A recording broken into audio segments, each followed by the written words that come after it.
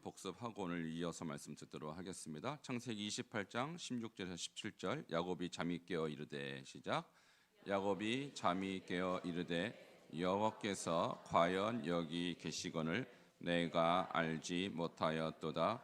이에 두려워하여 이르되 두렵도다. 이곳이여 이것은 다름 아닌 하나님의 집이요 이는 하늘의 문이로다 하고. 아멘. 우리는 계속해서 아브라함, 이삭, 야곱에 이어지는 이 가문 안에 하나님을 향한 열정, 또 더 나은 본향을 향하여 나아가는 그들의 삶을 우리는 추적하고 있습니다. 우리는 아브라함의 영적 자손으로서 우리도 아브라함같이, 이삭같이, 야곱같이 더 나은 본향을 향하여 나아가야 할 것입니다. 이 시대에 교회도 많고 성도도 많이 있지만 정말로 더 나은 본향을 향하여 달려가는 신앙을 살고 있는 사람은 그닥 많지 않습니다.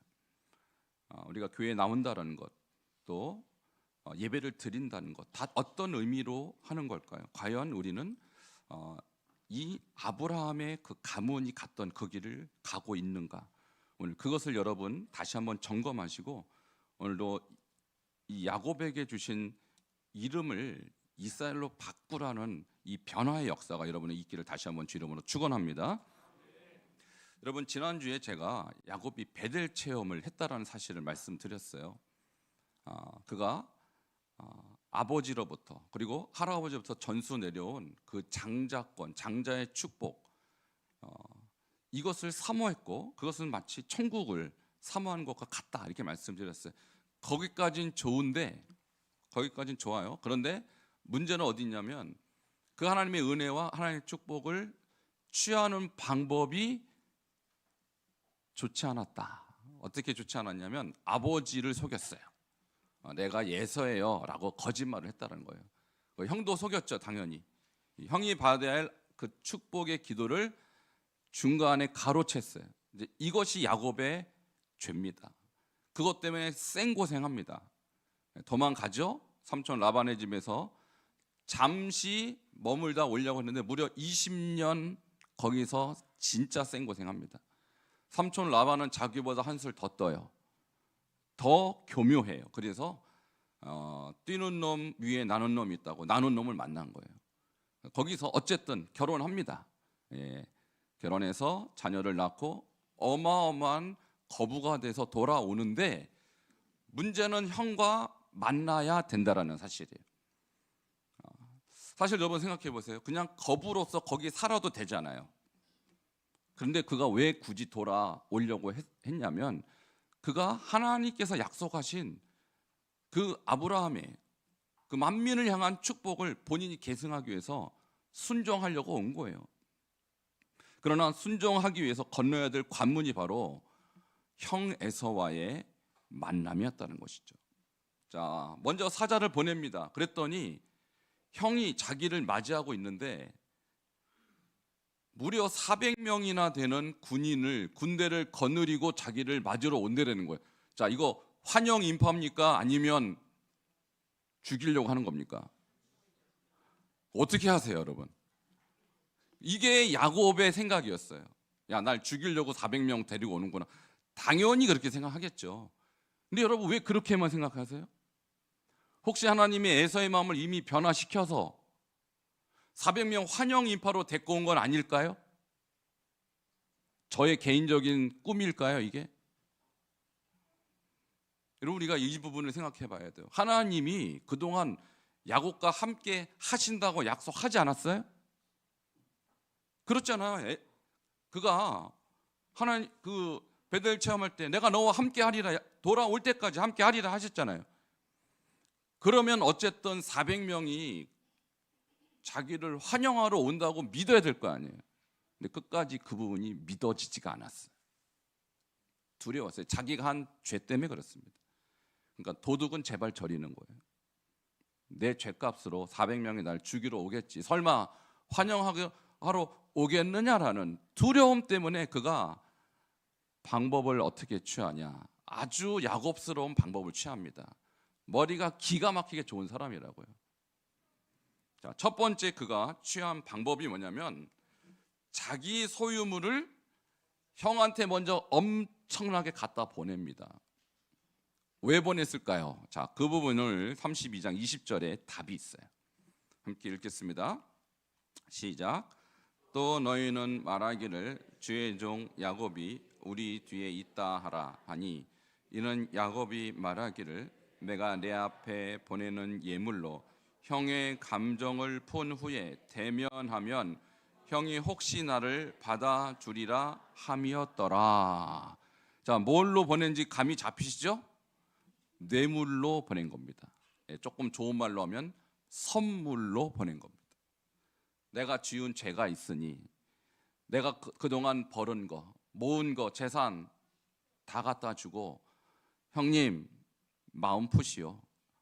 선물용으로 또는 뇌물용으로 갖다 보낸 것입니다. 형의 감정을 풀기 위해서.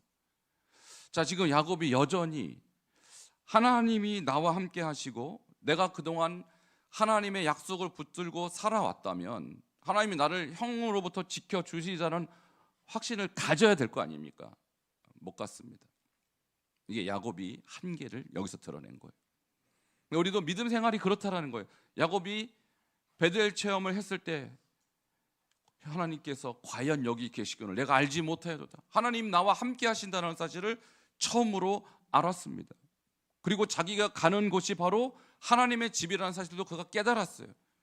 그런데 아직도 그가 해결하지 못한 것은 자기 죄에 대한 해결을 못한 것.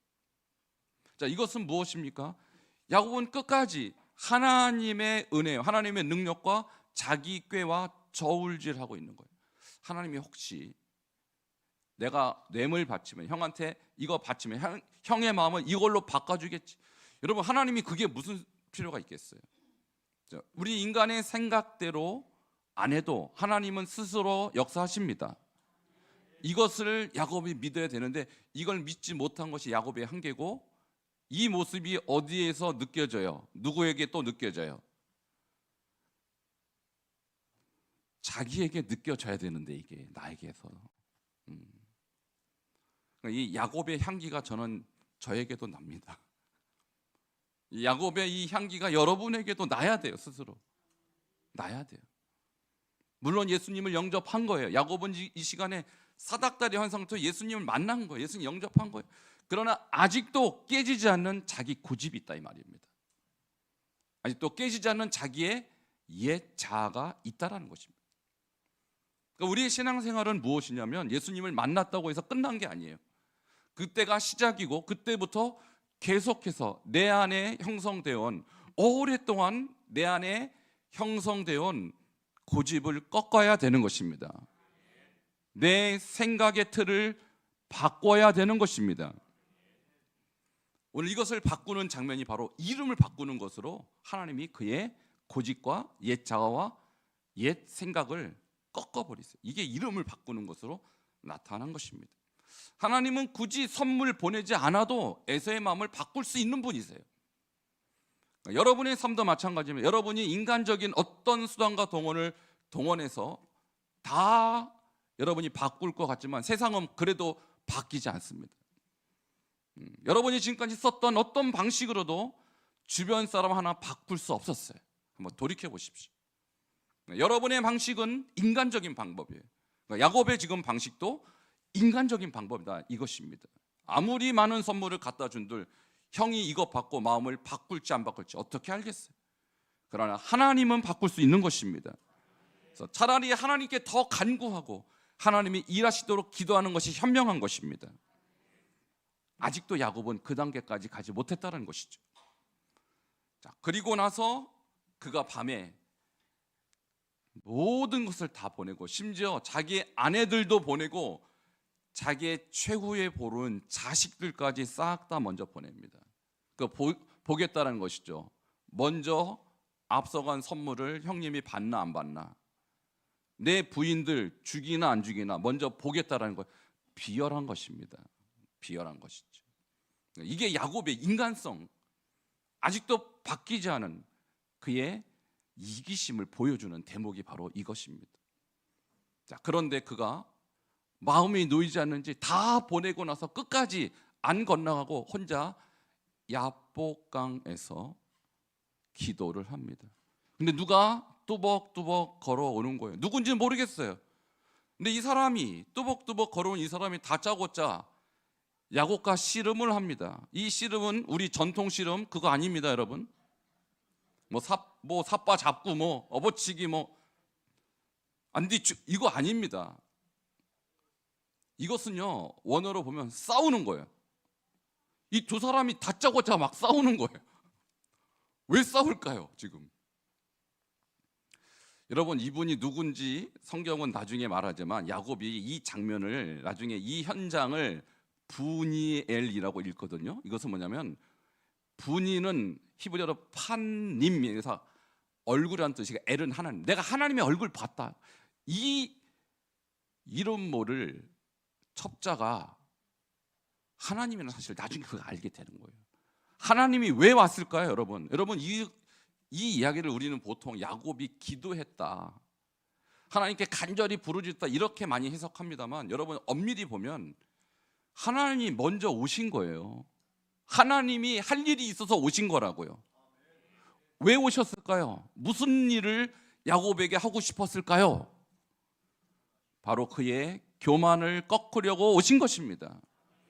그의 끝까지 남은 고집을 꺾으려고 오신 것입니다. 그의 어리석은 인간적 지혜를 부수려고 오신 거예요. 자, 그래서 하나님이 인간의 모습으로 오셔서 그를 치는 거예요, 지금. 여러분, 여기에서 우리는 그동안 야곱이 하나님을 붙잡았다, 하나님께 간구해서 이 위기를 넘기려고 기도했다, 물론 그것도 이 장면에서 우리가 그렇게 이해할 수 있는 장면이지만, 여기서 주어는 야곱이 아니라 하나님이 직접 오셔서 그에게 뭔가를 하시려고 했는데, 그것이 바로 야곱을 이스라엘로 바꾸려고 오신 겁니다. 하나님이 여러분을 찾으러 오실 때는 여러분을 바꾸러 오셔요. 여러분을 죄악에서 구원하러 오십니다. 예수님이 여러분을 찾아오시는 것은 구원을 베푸시는 것에서 끝나지 않고 하나님이 쓸만한 하나님의 종으로 성화시키려고 오시는 것입니다. 오늘 이 장면은 야곱의 성화 사건이에요. 베델 사건은 야곱의 회심 사건이라면, 회심으로 신앙은 끝나지 않는다라는 거예요. 회심했다고 다 바뀌지 않습니다. 아직도 바뀌어야 될 여러분의 자아가 있고, 여러분의 죄성이 있고, 여러분의 얄팍한 이기심이 있다라는 사실을 주님은 너무너무 잘 아는 거예요. 20년이 지났습니다, 야곱이 주님을 만난 지. 근데 아직도 바뀌어야 될 게 많다라는 사실. 그래서 그를 바꾸러 오신 것입니다. 그래서 주님이 그를 바꾸는 방법이 바로 치는 거예요. 근데 야곱도 지지 않아요. 같이 맞서 싸웁니다. 누가 이기든지 죽을 때까지 싸우는 거예요. 그런데요, 오늘 하나님이 이 야곱의 가장 힘이 근원이 되는, 옛날 성경에는 환도뼈라고 했죠. 여기를 보면은 그가 그의 대퇴부, 그러니까 여기 보면은 허벅지 관절이라고 이렇게 하는데 거기를 부러뜨려요. 자, 24절을 보도록 하겠습니다. 24절과 25절에 이렇게 나와 있어요. 시작. 야곱은 홀로 남았더니 어떤 사람이 날이 새도록 야곱과 씨름하다가, 25절 시작. 자기가 야곱을 이기지 못함을 보고 그가 야곱의 허벅지 관절을 치매 야곱의 허벅지 관절이 그 사람과 씨름할 때 어긋났더라. 아멘. 자, 하나님과 맞서 싸워도 지지 않는 야곱, 얼마나 이기심이 많고 얼마나 자아가 강한지 하나님도 못 이겨요, 이 사람을. 하나님이 허벅지 관절을 칩니다. 제가 허벅지 관절이 어디 있나 찾아봤더니 우리가 흔히 하는 말로 고관절을 친 겁니다. 고관절을 친 거예요. 제가 어릴 때 고관절염을 앓았던 경험이 있습니다. 초등학교 다니기 전인데요. 고관절이 염증이 있으니까 다리가요 자라지 않습니다. 저는요 한때 왼쪽 다리가 자라지 않고 오른쪽 다리만 성장해갖고 저는 걷지 못했어요. 제가 직접 경험자입니다. 이 고관절이 다치면 걷지 못해요. 걷지 못해요. 물론 하나님의 기적적인 은혜로 제가 치유받아서 지금은 걷기도 하고 뛰기도 하고 뭐 날지는 못합니다만 정상적으로 돌아왔습니다. 저는 한동안 장애인이었습니다. 제가 걷지 못했어요. 저는. 그러니까 이 허벅지 관절을 쳤다라는 건요, 이 사람이 장애인이 됐다는 얘기예요. 걷지 못합니다. 그러니까 상체와 하체가 이어지는 관절이 바로 허벅지 관절이에요. 이게 어긋났어요. 그러면 상체와 하체가 이어지지 않아요. 어떻게 삽니까, 여러분? 왜 하나님은 그의 허벅지 관절을 쳤을까요? 자, 의학적으로 보면 거기에 인간의 생명이 있고, 의학적으로 보면 인간의 힘이 거기서 나옵니다. 상체와 하체가 이어지는 그 부위, 고관절에서 나오는 거예요. 근데 이것을 왜 쳤을까요? 이것은 그의 자아를 친 것입니다. 그의 고집을 친 것입니다. 그의 꺾지 않은 옛 생각을 친 것입니다. 그러니까 하나님이 여러분을 치실 때는 이유가 있어요. 물론 여러분이 미워서 치는 게 아니에요. 더 하나님의 사람 되도록, 더 하나님이 원하시는 모습으로 성화하도록 치는 것입니다. 근데 이것을 우리가 기쁨으로 받느냐 아니면 원망으로 받느냐, 그 차이 있는 것이죠. 혹시 하나님이 여러분을 치시거들랑 그것은 여러분을 향한 사랑인 줄 믿으시길 바랍니다. 여러분을 치지 않으면 지금 이 모습으로 야곱이란 이름으로는 도저히 하나님의 일을 할 수가 없다는 거예요. 야곱이라는 성품을 가지고는 도저히 하나님의 그 원대한 비전을 이룰 수가 없다는 거예요. 더 이상 야곱이 되지 말아라. 그래서 치는 겁니다. 이건 존재가 바뀌는 것이고 자아가 바뀌는 것이고 그의 영성이 바뀌는 거예요. 하나님이 그런 목적으로 여러분을 치실 날이 올 줄로 믿으시길 축원합니다. 이거 아멘이 제대로 나오기가 어려운데 아멘 하셨어요? 여러분의 고관절, 허벅지 관절을 치는데 아멘 하시다니. 여러분, 이거는 존재의 변화고요, 여러분의 인격의 변화고 여러분의 자아의 변화예요. 이렇게 치지 않으면 바뀌지 않을 사람, 이 사람이 야곱이라는 거예요. 그리고 나서 이제 야곱의 이름이 바뀝니다. 무엇으로 바꾸었을까요? 이스라엘. 여러분 잘 아시는 이스라엘은 이름, 이건 나라 이름이고 민족의 이름인데 이 사기꾼 같은 야곱의 이름이 그렇게 바뀌었다, 이것은 있을 수 없는 변화죠. 32장 28절을 같이 보겠습니다. 시작. 그가 이르되 내 이름을 다시는 야곱이라 부를 것이 아니요 이스라엘이라 부를 것이니 이는 내가 하나님과 및 사람들과 겨루어 이겼음이니라. 아멘. 자, 내 이름을 야곱이라 부르지만, 여러분 야곱이라는 말의 원뜻은 뭐냐면 뒤꿈치를 잡다. 자, 이 뒤꿈치, 누구의 뒤꿈치를 잡았냐면 에서 형의 뒤꿈치. 그러니까 억울하다 이 말입니다. 내가 형 됐어야 되는데 어떻게 잘못 태어나서 형의 뒤꿈치를 갖고 그러니까 어떻게 하겠어요? 그거 뺏으려고 온갖 수단과 방법을 다 동원했던 인생이 야곱이라는 거예요. 그러니까 그것은 속이는 자라는 이름으로도 해석이 되는 이름이라는 거예요. 그래서 결국은 형 속이고 아버지 속이고, 그래서 취했지만 그의 마음에는 여전히 바뀌지 않은 그런 악한 성품이 살아 있었다라는 것입니다. 하나님이 그를 치시고 그 이름을 이스라엘이라고 바꾸셨어요. 자, 그런데요, 이스라엘이란 뜻이 저기 나와 있죠. 자, 뭐라고 나냐면 하나님과 및 사람들과 겨루어 이겼음이니라. 이게 이스라엘의 뜻이에요. 함께 저를 따라하시기 바랍니다. 하나님과 및 사람들과 겨루어 이겼음이니라. 그 이름의 뜻이 이상해요. 하나님과 겨루어 이겨요? 누가 하나님과 겨루어 이길 수 있겠어요? 말이 안 되는 이름이에요. 사람들과 겨루어 이김이라? 여기서 이 사람은 누굴까 도대체?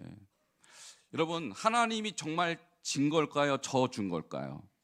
져줬어요. 자, 그가 위골 딱 되고 나서 그의 자아가 딱 깨지고 나서 하나님이 그를 존재를 바꿔서 그때부터는 하나님이 그와 대신 싸워 주셔서 그를 이기게 하는 겁니다. 이게 이스라엘인 거예요. 그러니까 이스라엘 나라를 여러분 한번 꼭 가보셔야 돼요. 지금도 그 나라가 조그맣니다. 우리나라 강원도만 못해요. 조그만데 그 주변이 다 아랍이잖아요. 아랍의 인구는 2억이 넘습니다, 여러분. 근데 그 작은 나라가 어떻게 2억이 넘는, 인구가 거기는요 1600만, 1700만밖에 안 되는데 어떻게 10배 이상 되는 그 강대한 아랍을 그들이 통치하고 싸워서 이길 수 있을까? 6일 만에 전쟁에서 이긴 게 6.1 전쟁이 유명하지 않습니까? 그러니까 이것은 무엇을 뜻하냐면 이스라엘 이 나라는 자기 실력으로 사는 나라가 아니라 하나님이 도와서 사는 나라입니다. 성경의 역사에 나오잖아요. 어떻게 이 작은 민족이 애굽을 탈출합니까? 어떻게 홍해가 갈라집니까? 어떻게 여리고가 무너집니까? 누가 한 겁니까? 하나님이 대신 싸워 주신 것입니다. 이게 그 이름 속에 들어있는 거예요. 자, 이것은 무엇을 뜻하냐? 여러분이 하나님께 항복하면, 여러분의 자아가 주님 앞에서 무너지면 하나님이 여러분을 대신하여 싸워 주십니다. 이게 이스라엘이에요. 지금까지는 야곱이 자기 실력으로 싸웠어요. 형하고 자기 능력으로, 자기 꾀로 싸웠어요. 못 이기죠. 어떻게 이깁니까? 근데 하나님 앞에 무너졌더니, 하나님 앞에 깨졌더니, 하나님 앞에 온전히 굴복했더니 하나님이 형의 마음을 바꾸십니다. 이게 바로 사람들과 겨루어 싸워 이기는 방법이에요. 여러분 실력으로 누구와 어떻게 이기겠어요? 하나님이 그의 자아를 바꾸고 존재를 바꿨더니 하나님이 상대방의 마음을 바꾸시는 거예요. 이것이 이스라엘이에요. 여러분도 오늘 야곱에서 이스라엘로 바뀌시길 축원합니다. 여러분도 하나님이 도우셔야 살 수 있는 사람이에요. 야곱만 하나님의 도움이 필요했겠습니까? 야곱같이 잔꾀가 많고 재주가 많아도 자기 실력으로는 형을 이길 수 없어요. 근데 하나님 앞에 온전히 굴복했더니 하나님이 형의 마음을 바꾸셨습니다. 할렐루야. 그것이 창세기 33장 4절이에요. 같이 보겠습니다. 시작. 에서가 달려와서 그를 맞이하고 안고 목을 어긋맞추어 그와 입맞추고 서로 우니라. 그 400명이 나를 죽이려고 온 줄 알았는데 그의 존재가 바뀌고 그의 자아가 바뀌고 그의 인격이 바뀌니까 하나님이 사람을 바꿔주신 겁니다. 환경을 바꿔주신 겁니다. 여러분 어떻게 사시겠습니까? 여러분 실력으로 사시겠습니까? 여러분의 지혜로 사시겠습니까? 여러분이 쌓은 노하우로 사시겠습니까? 그래봐야 애서 못 이깁니다. 못 바꿉니다. 그러나 여러분이 주님 앞에 깨지면, 여러분의 자아가 주님 앞에 굴복하면 하나님이 환경을 완전히 바꾸시는 거예요. 이것이 야곱이 이스라엘에서 바뀌었다는 의미인 것입니다. 성경에는 이와 같이 이름이 바뀐 사람이 많아요. 이것은 이름이 바뀐 것이 아니라 그의 존재가 바뀐 거예요. 그의 인품이 바뀐 거예요. 그의 가치관이 바뀐 거예요. 대표적인 인물이 바로 아브람에서 아브라함으로 바뀌었죠. 아브람은 존귀한 아버지라는 뜻입니다. 개인적으로 가정에서 존귀하게 여기는 사람이었다가 이름이 아브라함으로 바뀌어요.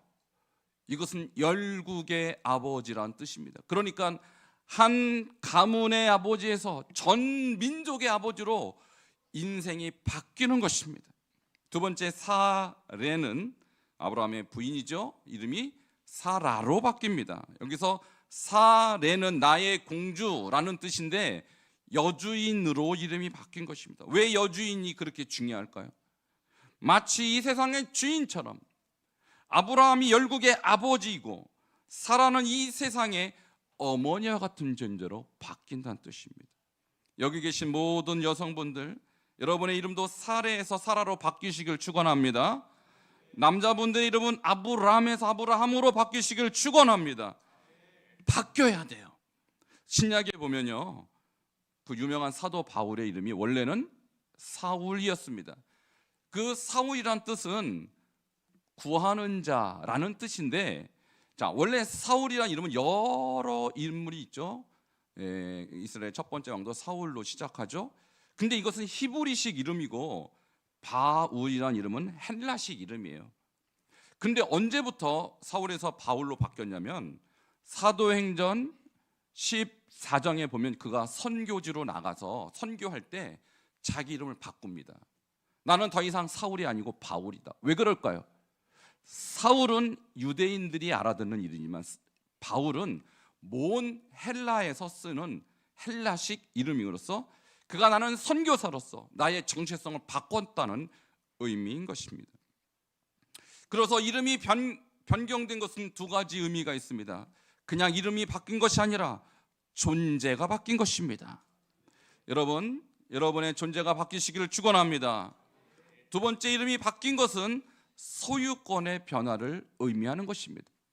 아담이 짐승들의 이름을 지어주니까 그것이 짐승들의 고유한 이름이 됐어요. 이것은 무엇을 뜻냐? 하나님이 아담을 자기 계승자로, 통치자로 임명하고 나서 그가 에덴 동산의 주권자라는 사실을 알려주는 거예요. 그러니까 이름을 짓는 자는 그 이름을 지어주는 대상의 주인이 되는 것입니다.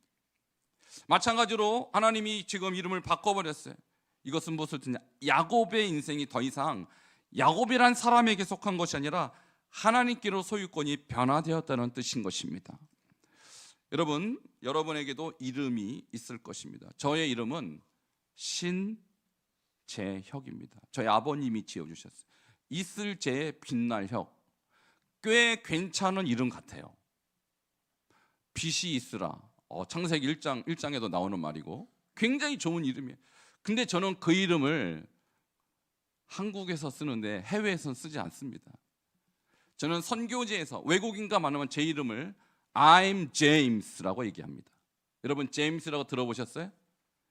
영화 제임스 본드가 생각나시면 잘못 이해하신 것입니다.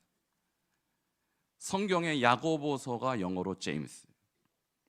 제일 좋아하는 성경이 야고보서예요. 야고보서는 행함이 믿음과 함께 일하고 행함으로 믿음이 온전하게 되었다고 가르치는 책. 기독교는 행함이구나. 신앙은 믿음은 행함이구나. 이것을 가르친 책. 저는 이것이 너무나도 제 마음에 들었어요. 그래서 야고보와 같이 행함 있는 신앙을 가져야겠다. 이것이 저의 이름을 바꾼 동기예요. 저의 존재가 그냥 한국인 신재혁에서 선교사 제임스로 바뀐 것이고, 저의 이름이 그저 한 집안의 셋째 아들 신재혁에서 주님의 말씀을 따르는 순종하는 자로 바꾼 것이 저의 인생이에요. 여러분의 이름을 바꾸시길 축원합니다. 지금까지 우리가 가졌던 이름 다 고귀해요. 그러나 여러분, 그 이름 가지고는 아직도 주님이 쓰시기엔 부족한 부분이 많다라는 것입니다. 그래서 여러분에게 제가 제안합니다. 여러분의 이름을 이렇게 바꾸시기 바랍니다. 하나님의 자녀로 바꾸시길 축원합니다. 예수 그리스도의 종으로 바꾸시길 축원합니다. 그리스도의 거룩한 신부로 바꾸시기를 축원합니다. 그리스도의 제자로 바꾸시기를 축원합니다.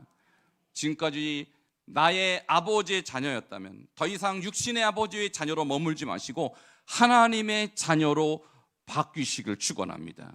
지금까지 마귀의 종이었다면 마귀의 종으로 사지 마시고 예수 그리스도의 종으로 사십시오. 지금까지 그저 내 남편, 내 아내의 배우자로 살았다면 이제는 그리스도의 거룩한 신부로 사십시오. 그리고 그저 세상의 지도자들, 유명한 사람들의 제자로 살았다면 더 이상 인간 제자가 되지 마시고 그리스도의 제자가 되십시오. 이것이 여러분의 이름이 되기를 축원합니다. 함께 기도하시겠습니다. 오늘 야곱이 이스라엘로 이름이 바뀌는 이야기를 나누었습니다. 그것은 야곱의 인생에서 성화로 그의 인생이 바뀐 것을 나타낸 것입니다. 주여, 우리도 그저 예수님 만난 체험에서 끝나지 아니하고 계속해서 우리의 존재가 바뀌고 우리의 인격이 바뀌고 우리의 삶이 바뀌어서 이제는 이스라엘 이름으로 살아가는 자로 우리가 변화될 수 있도록 주여 한번 부르짖고 통성으로 기도하시겠습니다. 주여, 하나님 감사합니다. 오늘 이 말씀을 통하여 우리의 존재가 바뀌길 원합니다. 주여, 과거에 머물러 있지 않게 도와주시옵소서. 주여, 내 생각에 머물러 있지 않게 하여 주시옵소서. 아버지의 고집에 머물러 있지 않게 도와주시옵소서. 하나님, 이제는 내 꾀로 살았던 야곱에서 하나님이 함께 하시고 하나님이 승리케 하시는 존재로 바뀌길 원합니다. 주여, 오늘 이 야곱의 변화가 내 인생에도 나타나길 원합니다. 하나님이여, 이 변화가 우리 교회 모든 성도님들 가운데 있기를 원합니다. 주여, 이름을 바꾸어 주시옵소서. 존재를 바꾸어 주시옵소서. 우리의 내면을 바꾸어 주시옵소서. 그래서 가장 주님이 기뻐하시는 하나님의 종으로 쓰임받을 수 있도록 주님 축복하여 주시옵소서. 예수 그리스도 이름으로 기도하옵나이다. 주님 감사합니다. 오늘도 귀한 말씀을 통하여 우리가 야곱에서 이스라엘로 바뀌기를 소원합니다. 주님께서 그의 이름만 바꾼 것이 아니라 그의 자아를 바꿨으며 그의 내면을 바꿨으며 그의 가치관과 생각을 바꾸었습니다. 오늘 아직도 우리 안에 남아있는 옛 생각, 옛 자아를 주여 꺾어주시고 오늘도 주님이 이기게 하시는 이스라엘 이름으로 우리의 생명이 바뀔 수 있도록 축복하시옵소서. 예수 그리스도 이름으로 기도하옵나이다.